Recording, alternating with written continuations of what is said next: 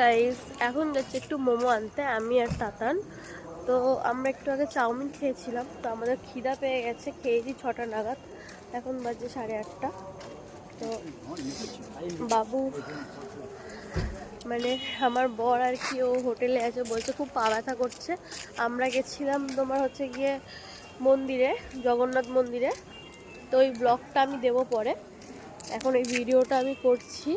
আমি আর বাবু যাচ্ছি দুজনে মোমো আনতে। তো চলো দোকানে গিয়ে দেখা হচ্ছে। ফাইনালি গাইস, আমি মোমোর দোকান খুঁজে পেয়েছি। 1 প্লেট 70 টাকা, 2 প্লেট নিলাম। অনেকটাই দূরে, তোমার হচ্ছে কি বিচের কাছাকাছি।